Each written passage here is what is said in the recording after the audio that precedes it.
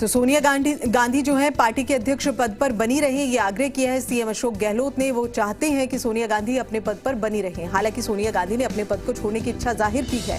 इससे पहले ये पद हालांकि राहुल गांधी को भी दिया गया था, लेकिन राहुल गांधी ने अपने पद से इस्तीफा दे दिया था और उसके बाद सोनिया गांधी ने फिर से अपने पद की कमान जो है वो संभाली थी। लेकिन अब आग्रह किया है सीएम अशोक गहलोत ने और वो चाहते हैं कि सोनिया गांधी अपने पद पर ऐसे ही बनी रहे।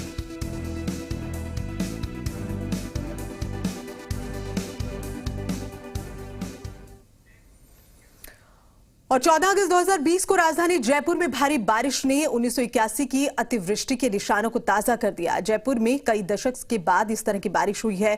रुकने का नाम ये बारिश नहीं ले रही है। कई यादें ताजा हो गई हैं। तेज बारिश ने ऋषि गालव की तपोस्थली गलता तीर्थ में 1981 की बाढ़ जैसे हालात को पैदा किया है। यहाँ स्थिति बहुत ही गंभीर है। राम दरबार की मूर्तियां, हनुमान जी की मूर्तियां और शिव जी की मूर्ति 9 दिन के बाद भी मिट्टी में रमाई है और इसके बाद लगातार ऑपरेशन रेस्क्यू जारी है।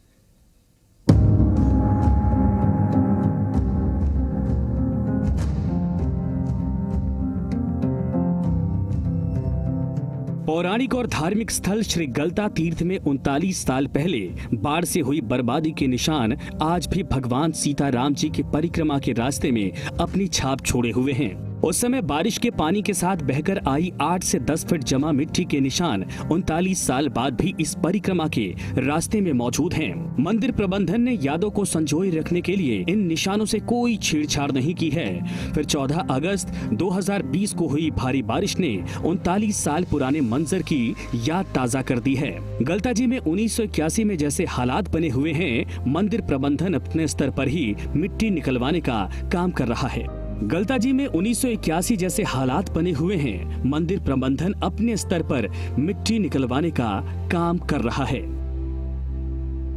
उत्तरी भारत की प्रमुख पीठ गलता, जिसमें करीब 18 मंदिर है, लेकिन 14 अगस्त 2020 को आई बारिश ने 1981 में आई बारिश की या कह सकते हैं कि अतिवृष्टि या बाढ़ की याद दिला दी।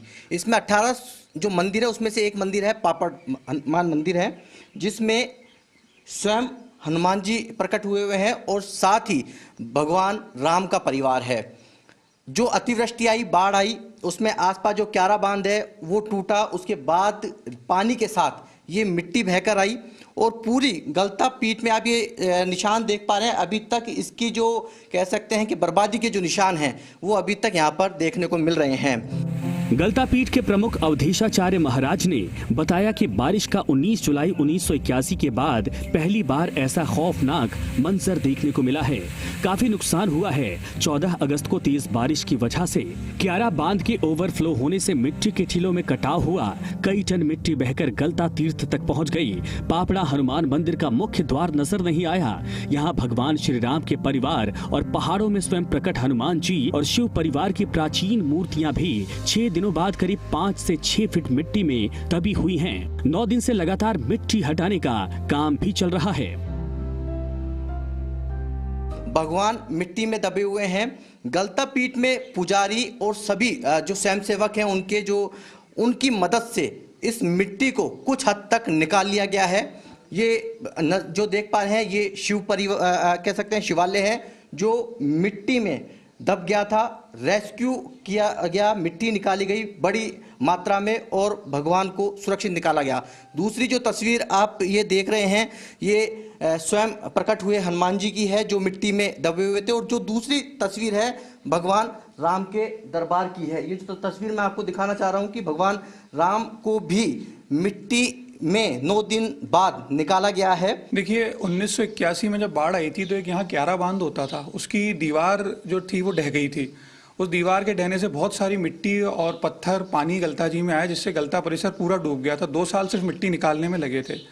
उसके पश्चात ये रहा कि महाराज जी द्वारा समय समय पर जिला प्रशासन को, सरकार को, जितने भी मुख्यमंत्री हुए उनको भी पत्र लिखे गए। कहा गया कि क्यारा बांध की दीवार बनना आवश्यक है।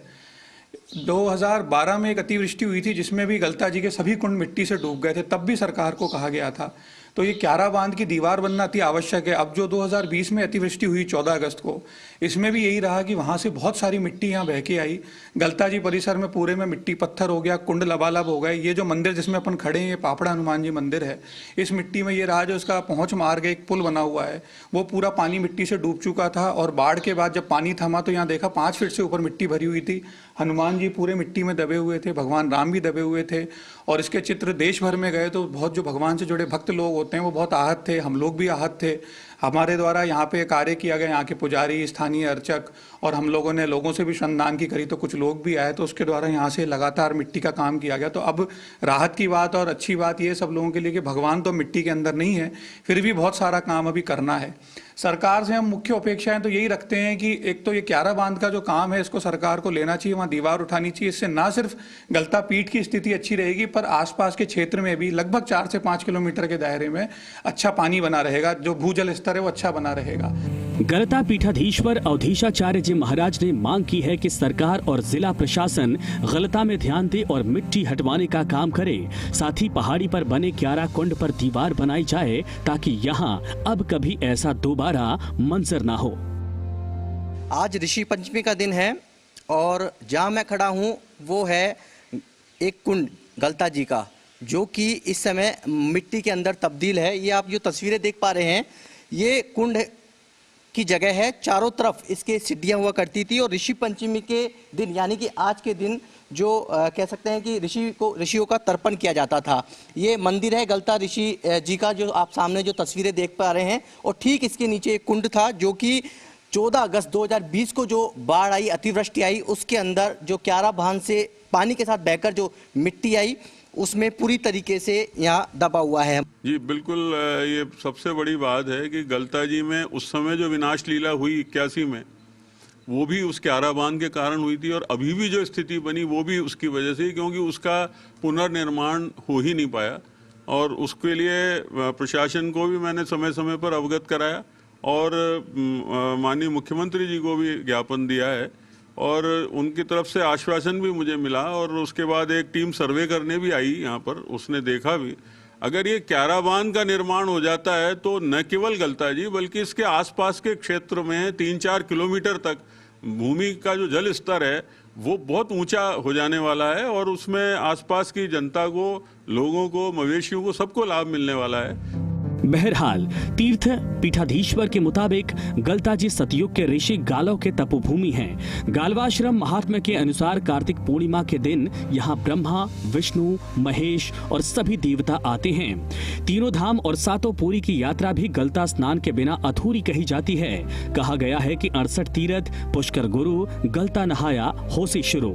गलता जी संपूर्ण उत्तर भारत की प्रथम और प्रधान जगत गुरु पीठ होने के कारण ये उत्तर तोताद्री भी कहलाती हैं। इतिहासकारों के मुताबिक मुगल सम्राट अकबर भी यहाँ आए थे।